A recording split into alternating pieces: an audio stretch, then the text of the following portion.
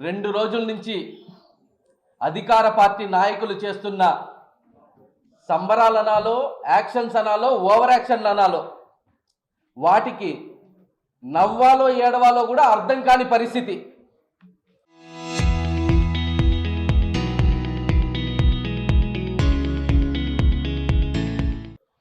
ఎవరన్నా ఏదన్నా సంబరాలు చేసుకుంటే, ఏదన్నా సాధించినప్పుడో, ఏదన్నా కట్టినప్పుడో చేసుకుంటారు. వీళ్ళేమో ఏదో జెండాలు పట్టుకొని రోడ్డెంబడి స్వాతంత్రం వచ్చినట్టు, క్యాండిల్లు పెట్టుకొని ఏదో ప్రజాస్వామ్యం గెలిచిందన్నట్టు వాళ్ళు చేసిన పిచ్చి చేష్టలకి ఏం అర్థం కావడం లేదు.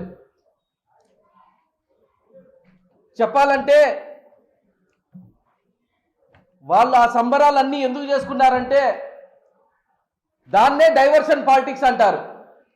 ఎందుకంటే 2 సంవత్సరాల నుంచి అమరావతిలో ఒక్క ఇటుక కూడా పెట్టలేదన్న నిజాన్ని కప్పిపుచ్చుకోవడానికే ఆ సంబరాలు.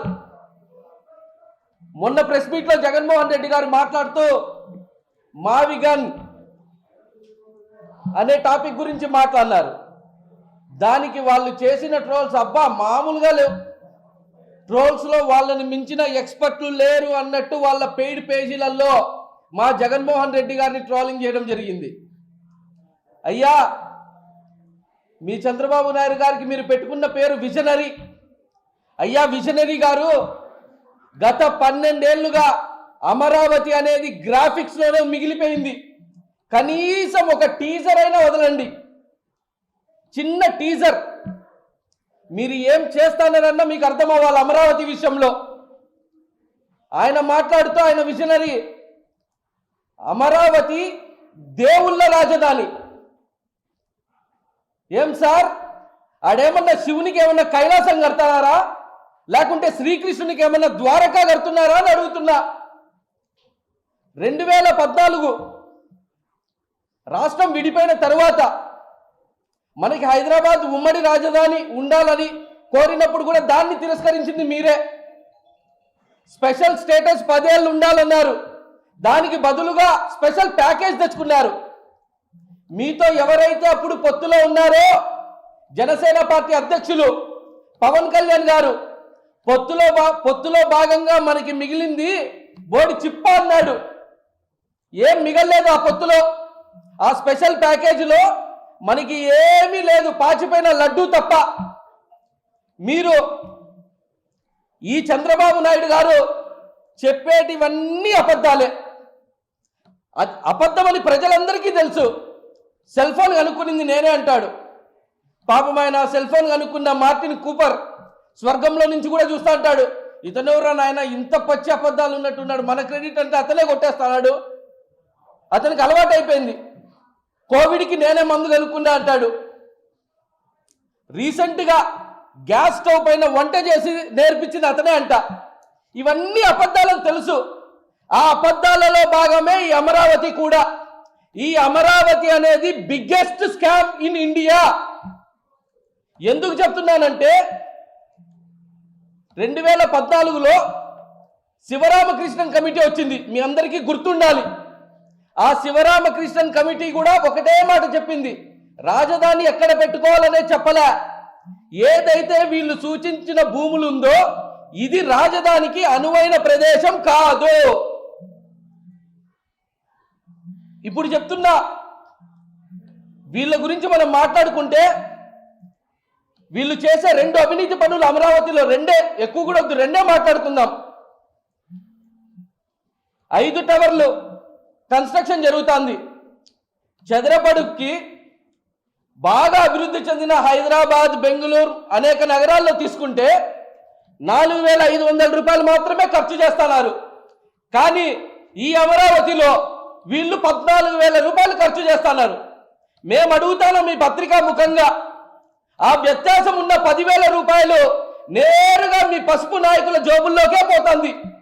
మీరు ప్రజలందరికీ లెక్క చెప్పాల్సిన అవసరం చాలా ఉంది. మా జగనన్న హయాంలో ఉన్నప్పుడు ఫ్లైఓవర్ వేస్తే 1 కిలోమీటర్కి 35 కోట్లు ఖర్చు అయింది. వీళ్ళు చేస్తున్న అమరావతిలో ఫ్లైఓవర్ 1 కిలోమీటర్కి 170 కోట్లు. మిమ్మల్ని అడుగుతున్న ఏనైనా బంగారుతో ఏమన్నా ఫ్లైఓవర్ కడతారా? మీరు అన్నట్టు దేవతల రాజధాని అంటున్నారు, ఆ దేవుళ్ళు ఏమన్నా వచ్చి పుష్పక విమానంలో తిరుగుతారా ఫ్లైఓవర్లో అడుగుతున్నా. వీళ్ళు మాట్లాడే మాటలు, వీళ్ళ స్కామ్స్ కేవలం మీరు తరతరాలు తినాలనే ఆలోచన తప్ప అమరావతి అనే పేరుతో 17 మెడికల్ కాలేజీలు కట్టడానికి 5,000 కోట్లు డబ్బులు లేవు. ఆరోగ్యశ్రీ బకాయిలు 3,000 కోట్లు డబ్బులు లేవు. యువతకి నిరుద్యోగ వృత్తి డబ్బులు లేవు. కానీ 2 లక్షల కోట్లు మినిమం బేసిక్ నీడ్స్, అవి ఏవి? రోడ్డు, వాటరు, కరెంట్, ఇవి 2 లక్షల కోట్లు. దాన్ని కట్టేదానికి మటుకు డబ్బులు వస్తాయి. ఈ విజనరీ చెప్తాడు, అమరావతి అనేది సెల్ఫ్ ఫైనాన్సింగ్ సిటీ, అంటే దానంతకు అదే సంపద సృష్టించుకునే సిటీ. మేము అడుగుతున్నాం, ఎందుకు నాయనా మీరు ప్రపంచ బ్యాంకు దగ్గరికి పోయి మోకాళ్ళ పైన కూర్చొని మా అమరావతికి నిధులు కేటాయించండి, మేము రాజధాని కట్టుకోవాలని అడుగుతున్నారు. ఎవరైనా కూడా, ఎంత మేధావైనా కూడా ఒక నగరాన్ని తీసుకొని చుట్టూ ఉండే గ్రామాలను కలుపుకొని దాన్ని మహానగరం చేస్తాడు. ఈయనేమంటే విజయవాడ నుంచి 43 కిలోమీటర్లు, గుంటూరు నుంచి 35 కిలోమీటర్లు, అక్కడ ఒక పల్లెలు 29 గ్రామాలను తీసుకొని ఆ గ్రామాలని మహానగరం చేస్తాడంట. మేము చూడం, మన పిల్లలు చూడరు, మన మనవళ్ళు చూడరు, ముని మనవళ్ళు కూడా చూడరు. అమరావతి అనేది ఒక భ్రమరావతి. కేవలం ఆ పేద ప్రజల కాడి నుంచి ముందే వీళ్ళు భూములు లాక్కొని హైట్ చేసుకొని వాళ్ళు సొమ్ము చేసుకోవడానికి తప్ప ఆంధ్రప్రదేశ్ రాష్ట్ర ప్రజల యొక్క భవిష్యత్తు కానే కాదు. మొన్న మా నాయకుడు మాట్లాడినాడు, మా జగనన్న మావిగన్ గురించి. అవును, మచిలీపట్నం, విజయవాడ, గుంటూరు నువ్వు తీసుకో, నీకు రోడ్వేస్ కానీ, రైల్వేస్ కానీ, ఎయిర్వేస్ కానీ, వాటర్వేస్ కానీ, కరెంటు కానీ ప్రతి ఒక్కటి కూడా ఆడ అవైలబిలిటీలో ఉంది. నువ్వు జనం ఉన్న చోట ఏదన్నా కడితే అదే డెవలప్మెంట్ అవుతుంది. సొంతం మీ బామర్ది యొక్క అల్లుడు, మీ ఎంపీ భరత్ గారు మాట్లాడినారు, అమరావతి అది జరగని పని, ఇప్పుడే 20 ఏళ్ళు పడుతుందో 30 ఏళ్ళు పడుతుందో అని మాట్లాడడం జరిగింది. పెమ్మసాని గారు మీ ప్రెసెంట్ ఎంపీ, ఆయన కూడా అమరావతిలో జనాలు లేరు, మేము ఇప్పుడు ఒక 5 స్టార్ హోటల్ కట్టినా ఎవరుండాలాడా అని మాట్లాడడం జరిగింది. మీ ఎంపీలకు కూడా తెలుసు అది ఒక స్కామ్ అని. ఏదో ఢిల్లీలో ఒక పేపర్ పాస్ చేసుకొని ఇక్కడ సంబరాలు చేసుకుంటున్నారు. మేము తెలియజేస్తున్నాం చిన్నబాబు గారికి కూడా, చిన్నబాబు గారు అంటే నారా లోకేష్ గారు, ఆయన మాట్లాడుతూ అమరావతి తెలుగువారి ఆత్మగౌరవం అని అన్నాడు. నాయనా, ఆత్మగౌరవం అంటే గ్రాఫిక్స్ కాదు, పవర్ పాయింట్ ప్రెజెంటేషన్ కాదు. జగనన్న హయాంలో 30 లక్షల ఇళ్ల పట్టాలు పొందిన పేదవారి కళ్ళల్లో చూడు, అది ఆత్మగౌరవం అంటే. మీరు ఢిల్లీ నుంచి చట్టాలు తెచ్చుకోవచ్చు, కానీ మీకు చెప్తున్నా, మీరు ఢిల్లీ నుంచి చట్టాలు తెచ్చుకోవచ్చు, కానీ ఆంధ్ర రాష్ట్రంలో జగనన్న ప్రజల గుండెల్లో ఉన్నట్టు ప్రజల గుండెల్లో మీరు స్థానం ఎప్పటికీ దక్కించుకోలేరు. మీకు ఇంకా ఇంకొక విషయం చెప్పాలి, ప్రతి ఒక్కరు కూడా, నిన్న కూడా చూస్తాం మనం, క్యాండిల్స్, నగరంలో క్యాండిల్స్ ఇట పట్టుకొని తిరుగుతున్నారు.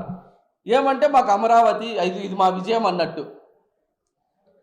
వాళ్ళకి ఢిల్లీలో చట్టాలు ఉండొచ్చేమో, న్యాయం మాత్రం జగనన్న దగ్గరే ఉంది. అమరావతి అనేది మీకు వ్యాపారం, ఆంధ్రప్రదేశ్ అనేది మాకు ప్రాణం. మీరు చేస్తున్న అమరావతి అవినీతిని మేము ఎప్పుడు ఎండగడతాం. మీ ఆ ప్రాంతానికో ఆ ప్రాంత ప్రజలకో మా నాయకుడు కానీ మేము కానీ వ్యతిరేకం కాదు. తెలుగుదేశం పార్టీ వారు చేస్తున్న అవినీతికి మేము వ్యతిరేకం. ఇవన్నీ కూడా గుర్తుపెట్టుకోవాలి. అమరావతి ఏదో ప్రారంభించవచ్చేమో, కానీ అది పూర్తవ్వాలనేది ఒక కళ.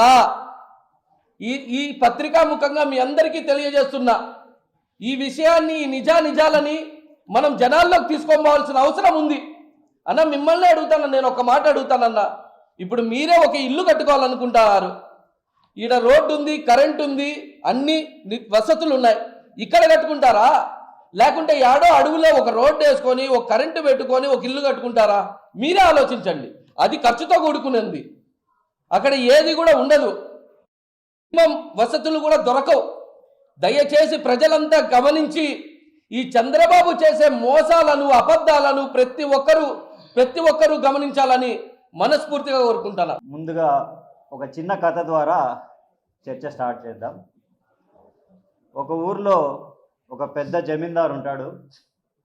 ఆ జమీందారికి బాగా గొప్పలు చెప్పుకోవడం ఇష్టం, పబ్లిసిటీ పిచ్చి, దాంతోపాటు ధన పిచ్చి, కుల పిచ్చి. ఇట్లా ఆ ఊర్లో ఆ జమీందార్ పాలన సాగిస్తూ ఉంటాడు. అదే ఊర్లో తన కులానికే సంబంధించినటువంటి ఒక యువకుడు కుటుంబానికి దూరమై అనాథగా ఉండి ఉంటాడు. సో ఈయనగా ఆ యువకుడు కనిపిస్తాడు, మన కులపోడే, వీడికి ఒక లైఫ్ ఇద్దాం, దానివల్ల మనకు పేరు బాగా వస్తుంది, మన పేరు కూడా చరిత్రలో గుర్తుపెట్టుకుంటారు అని చెప్పి ఊర్లో ప్రజలందరికీ ఒక హుకుం జారీ చేస్తాడు దండోర ద్వారా. ఏమని? ఈ పిల్లోడు చాలా తెలివైన వంతుడు, ప్రపంచంలోనే వీడికున్న నాలెడ్జ్ ఎవరికీ లేదు, వీడిని కూడా మనము సపోర్ట్ చేస్తే మన ఊరు బాగుపడుతుంది, మన కులము బాగుపడుతుంది అని చెప్పి ఊళ్ళో వాళ్ళందరినీ నమ్మబుచ్చి అందరినీ ఆర్థిక సహాయం చేయవలసిందిగా ఊర్లో వాళ్ళందరినీ కోరతాడనమాట. ఇంకా ఊర్లో వాళ్ళు కూడా కొందరు నమ్ముతారు, కొందరు ఆలోచనలో పడతారు, కొందరు డైలమాలో ఉంటారు. కాకపోతే ఈయన ఏంటంటే హుకుం జారీ చేసినాడు కదా, మళ్ళీ రెడ్ బుక్లో యాడ పేరు రాసుకుంటారు అని ఊళ్ళో అందరికీ భయం. జమీందారు చెప్పింది చేయకపోతే మనల్ని ఏం చేస్తాడో, ఏ విధంగా శిక్షిస్తాడో అనేటువంటిది వాళ్ళలో ఒక టెన్షన్. సో దానికి ఏం చేస్తారంటే అందరూ ఊళ్ళో ఏదో ఒక అప్పో సప్పో చేస్తారు, ఆస్తులు అమ్ముకుంటారు, తలా ఇంటికో 5-10 లక్షలు వేసి చందాలేసి జమీందారు గారికి జమ చేస్తారు. జమీందారు యాజ్ యూజువల్గా చేతివాటం చూపించి కొంచెం వెనకేసుకుంటాడు. వాడికి కూడా, ఆ యువకుడికి కూడా మంచి ఇల్లు కట్టిస్తాడు, అదేవిధంగా పెళ్ళి కూడా చేస్తాడు. చేసిన తర్వాత అలా జీవనం సాగుతూ ఉంటుంది. ఒకానొక సమయంలో పెద్ద గాలి తుఫాన్ వచ్చి, వరద వచ్చి ఆ ఇల్లు కొట్టుకొని పోతుంది. ఆ యువకుడు కూడా అందులోనే కాలగమనంలో కలిసిపోతాడనమాట. సో అప్పుడు ఊళ్ళో వాళ్ళంతా లబో దిబో అంటూ ఉంటారనమాట. ఈ పెద్ద ఆయన ఏమో చెప్పినాడు, ఇతగాడు ఏదో ఉద్ధరిస్తాడు, వీరభోగ వసంతరాయలు లాగా చెప్పినాడు, మన డబ్బులంతా అప్పు సప్పు చేసుకొని వచ్చి అతని మీద పెట్టినాము, ఇప్పుడు అతడేమో తీరా చూస్తే చచ్చిపోయినాడు, ఇప్పుడు మనం ఎట్లా అని చెప్పి బాధతో అప్పులు చేసిన అప్పులు తీర్చుకోలేక ఆస్తులన్నీ అమ్ముకొని వీధిన పడినటువంటి పరిస్థితులు. సేమ్ టు సేమ్ అలాంటిదే ఇప్పుడు మన రాజధాని కాన్సెప్ట్. మన జమీందారు కూడా అదేవిధంగా అప్పులు చేసి రాజధాని అంతా కట్టి ఆంధ్ర రాష్ట్రం మీద అందరినీ అడుక్కునే విధంగా చేయాలనేటువంటిది ఆయన ప్రయత్నం. ఇందాక సోదరుడు చెప్పిన దానికి ఇది ఒక సారాంశం. ఇంకా ఆంధ్రుల ఆత్మగౌరవం అని చెప్పి తెగ మీడియాలో వైరల్ చేసుకుంటూ ఉన్నారు. ఆత్మగౌరవం కాదు, సాక్షాత్తు ఢిల్లీలో ఒక చట్టసభలో అదేదో రాజమౌళి గారు వేసిన బాహుబలి సెటప్ అనుకుందో ఏమో ఆమె రేణుకా చౌదరి, పిలవరా అమరావతి, పెట్టరా పేరు అమరావతి, పిలవరా కమరావతి అంట. అంటే మీకు కులానికి ఆపాదించుకున్నప్పుడు అది ఆంధ్రుల ఆత్మగౌరవం ఎలా అవుతుంది? మీ కుల ఆత్మగౌరవం అవుతుంది, మీ కులానికి సంబంధించిన రాజధాని అవుతుంది, కానీ ఆంధ్రులకు ఏ విధంగా ఆత్మగౌరవం అది? ఇంకొక ఆయన క్యా బోలా, చెనిక్కాయలు ఉడికింది బోలా, చెనిక్కాయలో ఉప్పు లేదు బోలా, బస్టాండ్లో చెనిక్కాయలు అమ్ముకునే వాడు మేలు బాగా మాట్లాడతాను, కచ్చా బాదం అని. సీఎం రమేష్ గారు ఏమో ఆంధ్రులకు అవమానం తీయ, ఆయన పార్లమెంట్లోకి వెళ్ళి మన ఆంధ్ర అవమానం ఆయన మాట్లాడే తీరు చూస్తూ ఉంటే పెట్టు మచ్చాన్ని పరిచయం చేస్తారు పార్లమెంట్కి. ఇంకొకటి సాక్షాత్తు చంద్రబాబు నాయుడు గారు మొన్న ఉద్దండరాయపాలెంకి వెళ్ళి అమరావతికి రాష్ట్రంలో ఎక్కడా లేని విధంగా శక్తిని ఆపాదించినాడు ఆయన. ఇది ఒక శక్తిపీఠం లాగా ఆంధ్రప్రదేశ్లో ఏ ప్రాంతానికి లేనటువంటి పవిత్రతని ఆయన ఆపాదించాడు. అంటే మిగతా ఆంధ్రాలన్నీ అపవిత్రమైన ప్రాంతాల, మిగతా రాష్ట్రంలో ఎక్కడా శక్తి ఇలాంటివి ఏం లేవా? నువ్వు ఎంత ప్రమోట్ చేయాలనుకుంటే ఆ రియల్ ఎస్టేట్ వెంచర్ని మరీ మిగతా రాష్ట్రంలో అన్ని ప్రాంతాలను అవమానించాలా? ఆయనకు అక్కడ కూర్చుంటే వైబ్రేషన్ వస్తుందంట. ఏం వైబ్రేషన్ వస్తుందో మరి ఏమో. ఆయనకు వైబ్రేషన్ అది కొంపదీసి అక్కడ ఏమన్నా భూకంప కేంద్రం ఏమన్నా దాగి ఉందేమో కింద. ఎప్పుడు భూకంపం పేలుతుందో పైకి జాగ్రత్త ఉండండి. అక్కడ ఏమన్నా పొరపాటుని ఇల్లు కట్టించుకున్నారు వైబ్రేషన్ ఉందని చెప్పి. ఆ మధ్య మీరు ఇంకా 40 సంవత్సరాలు బతకాలి. ఎందుకంటే అది పూర్తి చేయాలి మీరు. అమరావతి ఏదో 2-3 ఏళ్లలో పూర్తి అయ్యేది కాదు. 40-50 సంవత్సరాలు అయితే కానీ అది పూర్తయ్యే అవకాశాలు లేవు. మీరు ఆ మధ్య ఏదో బిల్ గేట్స్తో కూర్చొని మాట్లాడుకున్నారు కదా, మనుషుల జీవనకాలము 80 సంవత్సరాల నుంచి 120 సంవత్సరాలకు పెంచే ప్లాన్ చేసినారు కదా అప్పుడు బిల్ గేట్స్తో కూర్చొని. అదే ఆలోచనతోనే ఇప్పుడు అమరావతి 40 ఏళ్ళకి ఈయన పూనుకున్నాడు. ఇంకా ఇప్పుడు 80 సంవత్సరాలు, ఇంకో 40 సంవత్సరాలు కలిస్తే 120. అదేదో ప్రజలకు కూడా చెప్పండి ఆ చిట్కా. 120 ఏళ్ళ సంవత్సరాలు బతికేది అందరూ మీ పేరు చెప్పుకొని. ఇప్పుడు మొన్న ఏదో చెప్పినాడు కదా, ఇది గ్యాస్ గురించి ఏమో చెప్పినాడు కదా, ఏందో గ్యాస్ స్టవ్ పైన వంట చేసే విధానం నేను కనిపెట్టింది. గ్యాస్ వాడడమా గ్యాస్ కొట్టడమా? గ్యాస్ కొట్టడం అయితే కరెక్ట్. ఈయన గ్యాస్ కొట్టడం అనేది ఈయన మించినోడు ఎవరు లేరు. అంతకు మించిన గ్యాస్ కొట్టే నాయకుడు ప్రపంచంలోనే ఎవరుండు. అది కనిపెట్టినా, ఇది కనిపెట్టినా, మూతి దుడుచుకునేది నేనే కనిపెట్టినా. ఆ విధంగా వీళ్ళు చేస్తూ ఉన్నారు. ఇంకా మొన్న మన ప్రీతమ నాయకుడు మాజీ ముఖ్యమంత్రి జగన్మోహన్ రెడ్డి గారు ప్రెస్ మీట్ ద్వారా ఒక మోడర్న్ వరల్డ్ డెవలప్మెంట్ మోడల్ని సూచించడం జరిగింది. ఇది ఎందుకు మోడర్న్ వరల్డ్ డెవలప్మెంట్ మోడల్ అంటే, ఏదైనా ఒక క్యాపిటల్ సిటీకి కానీ ఒక రాజధానికి కానీ ముందు కావాల్సినది తగినటువంటి ట్రాన్స్పోర్టేషన్ అనేది డిఫరెంట్ మోడల్స్ ఉంటాయి. ఒక జాతీయ రహదారులు అనేటువంటిది హబ్గా ఉంది విజయవాడకి. ఒక రైల్వే జంక్షన్ ఉంది. గన్నవరంలో అంతర్జాతీయ ఎయిర్పోర్ట్ ఉంది. అదేవిధంగా ఇక గుంటూరులో తీసుకునే సువిశాలమైనటువంటి రాజధాని ప్రాంతం, 160 స్క్వేర్ కిలోమీటర్ల రాజధాని ప్రాంతం అక్కడ ఉంది. అగ్రికల్చర్, దేశంలోనే అగ్రికల్చర్ నెంబర్ 1 మార్కెట్. ఈ చిల్లీస్ కానీ దానికి సంబంధించినటువంటి అక్కడ గుంటూరులో ఉంది. అదేవిధంగా ఎడ్యుకేషనల్ హబ్ కానీ గవర్నెన్స్ కానీ తగినంత స్థలం గుంటూరులో ఉంది. ఇంకా విజయవాడలో, దాని తర్వాత అదేవిధంగా నది, జీవనది కృష్ణా అనేటువంటిది. ఎందుకు జీవనది అంటే క్యాపిటల్ సిటీకి కావాల్సినటువంటి త్రాగునీరు కానీ ఆ వ్యవసాయానికి సంబంధించినటువంటి వ్యవసాయ ఆధారిత నీరు కానీ తగినంత జీవనది కృష్ణానదిలో ఉంది. ఇంకా మచిలీపట్నం బందర్, ఒకప్పుడు ఈస్ట్ ఇండియా వాళ్ళే దాన్ని గుర్తించినారు. బందర్ పోర్టును పెట్టి బ్రిటిష్ వాళ్ళు కానీ డచ్ వాళ్ళు కానీ వాళ్ళ వ్యాపార లావాదేవీలు అన్నీ, ఎక్స్పోర్ట్స్ అన్నీ ఆ బందర్ పోర్టు ద్వారా జరిగేటివి. అది గుర్తించి జగన్మోహన్ రెడ్డి గారు గత ప్రభుత్వ హయాంలో బందర్ పోర్ట్ని మోడర్నైజేషన్ చేసి ఒక డీప్ సీ పోర్టుగా దాన్ని రూపుదిద్దడం జరిగింది. ఎందుకంటే హెవీ కంటైనర్స్ కానీ కార్గోస్ కానీ ఎక్స్పోర్ట్ చేయడానికి తగిన విధంగా ఉండాలని చెప్పి దాన్ని మోడర్నైజేషన్ చేసి ఇప్పుడు ఈరోజు అది ఎంతో బ్రహ్మాండంగా దాని సేవలను అందుబాటులోకి తేవడం జరిగింది. ఒక రాష్ట్రంలో ఒక జీవనది ఉండడం, ఒక సముద్రం ఉండడం అనేటువంటిది ఒక క్యాపిటల్ సిటీకి ఎంతో అభివృద్ధికి సంబంధించిన మోడల్. ఎందుకంటే ఇది నేను ఏదో జగన్మోహన్ రెడ్డి గారు చెప్పినాడని చెప్పడం లేదు. మీరు ప్రపంచంలో కూడా చూసుకుంటే యునైటెడ్ కింగ్డమ్స్, లండన్ జీవనది, ఆడ రివర్ ఏముంది థేమ్స్, అక్కడ సీ ఏముంది నార్త్ సీ. దాని తర్వాత టోక్యో, జపాన్ రాజధాని టోక్యోలో ఏముంది సుమిదా రివర్ ఉంది. అదేవిధంగా టోక్యో బే ఉంది, సముద్రం ఉంది. నెక్స్ట్ ఆమ్స్టర్డామ్, నెదర్లాండ్స్ రాజధాని, ఆమ్స్టర్ రివర్ ఉంది. అదేవిధంగా నార్త్ సీ ఉంది. ఈజిప్ట్ రాజధాని కైరో, నైల్ రివర్ ఉంది, మెడిటేరియన్ సీ ఉంది. అదేవిధంగా ఇరాక్ రాజధాని బాగ్దాద్లో టైగ్రిస్ రివర్ ఉంది, పర్షియన్ గల్ఫ్ సీ ఉంది. అంటే ఒక రాజధానిలో ఒక జీవనది, ఒక సముద్రం అనేటువంటిది ఉండడం అనేటువంటిది ఒక డెవలప్మెంట్కి ఒక మంచి సూచిక. అది దృష్టిలో పెట్టుకొనే మన ప్రీతమ నాయకుడు జగన్మోహన్ రెడ్డి గారు చెప్పడం జరిగింది. ఆయన ఏదో మావిగన్ మీకు నచ్చకపోతే ఇంకో పేరు పెట్టుకోండి. మీరు చూడాల్సిందే ఆ పేరును కాదు, ఆ పేరు వెనకాల ఉన్నటువంటి డెవలప్మెంట్ మోడల్. ఆ డెవలప్మెంట్ మోడల్ మీకు పేరు నచ్చలేకపోతే మీరు ఇంకో పేరు పెట్టుకోండి. మీకు ఎలాగో పిచ్చి ఉంది కదా, మీ పేరే గుర్తుండాలా, మీ పేరే చరిత్రలో నిలబడాలనే ఆశ మీకు ఉంది కాబట్టి నీది మీ కొడుకుది కలిపి చంద్రలోక్ అని పెట్టుకోండి. మాకేం అభ్యంతరం ఏముంది? లేదు మీకు పవన్ కళ్యాణ్ గారి పేరు, పవన్ కళ్యాణ్ గారు మీ కూటమిలో నాయకుడు, ఆయన మీకు అత్యంత మీకు పుత్రునితో సమానమైనటువంటి లక్షణాలు ఉన్నటువంటి నాయకుడు కాబట్టి ఆయన పేరు కూడా కలుపుకొని ప్రచండ లోకాన్ని పెట్టుకోండి. మాకు కావాల్సింది పేరు కాదు, ఆంధ్ర రాష్ట్ర అభివృద్ధి. ఆ ఆంధ్ర రాష్ట్ర అభివృద్ధి జరగాల్సింది పోయి మీరు ఏదో దాన్ని మామిడాకులని ఇంకోటి అని పెట్టుకొని ఏదో జగన్మోహన్ రెడ్డి గారిని మీరు కించపరచచ్చేమో, కానీ ప్రజల్లో ఆల్రెడీ చర్చ మొదలైంది.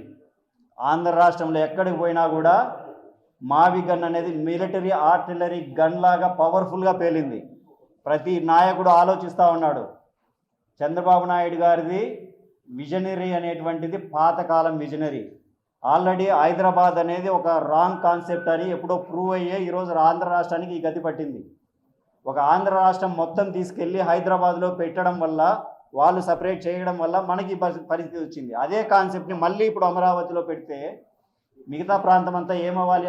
ఆంధ్ర రాష్ట్రంలో రాయలసీమ ఏం కావాలి, ఒక పక్క ఉత్తరాంధ్ర ఏం కావాలి, కోస్టలాంధ్ర ఏం కావాలి? ఇంత అప్పులు, లక్షల కోట్లు, బేసిక్ స్ట్రక్చర్కే లక్షల కోట్లు అప్పు చేసి పెట్టి ఎన్ని తరాలు దీన్ని అనుభవించాలి?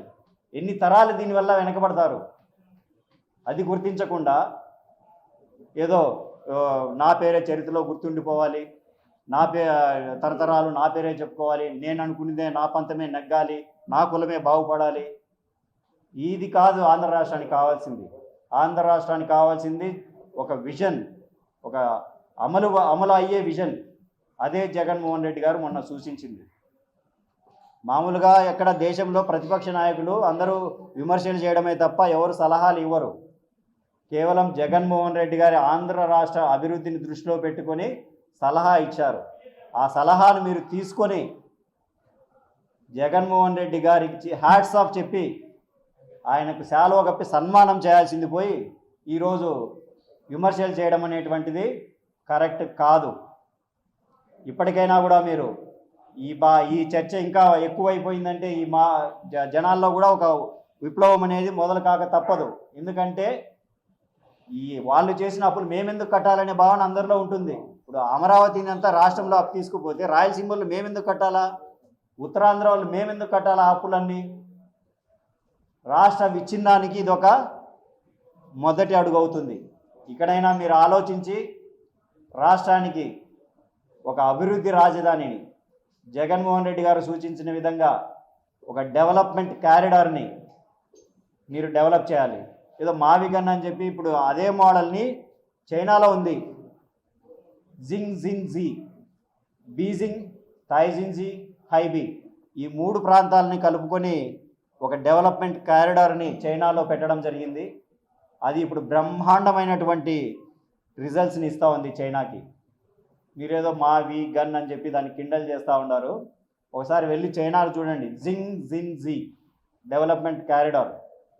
అంతెందుకు మన దేశంలోనే Delhi NCR, Delhi national capital region, దాంట్లో అక్కడ ఉన్నటువంటి న్యూఢిల్లీ క్యాపిటల్, దాని తర్వాత నోయిడా, గుర్గావ్, ఫరీదాబాద్, గజియాబాద్, వీటన్నిటినీ కలుపుకొని ఒక డెవలప్మెంట్ కారిడార్ని ఓన్లీ న్యూఢిల్లీకే కాదు, క్యాపిటల్ సిటీ డెవలప్మెంట్ అనేది పక్కనున్న రాష్ట్రాల్లో ఉన్నటువంటి ప్రాంతాలకు కూడా వ్యాప్తి చెందాలనే ఉద్దేశంతోనే ఢిల్లీ ఎన్సీఆర్ కాన్సెప్ట్ని పెట్టడం జరిగింది. ఇవన్నీ మీరు ప్రపంచాన్ని చూడండి, ప్రపంచంలో చూసి నేర్చుకోండి. బావిలో ఉన్న కప్పల్లాగా మేము చెప్పిందే కరెక్టు, మేము చెప్పిందే రైటు అని ఏదో పాతకాలం లీడర్లలాగా కాకుండా ఒక జగన్మోహన్ రెడ్డి లాగా new age politician, new age development మోడల్ని ఆంధ్రాకి అందించాలని చెప్పి కోరుకుంటా ఉన్నాం.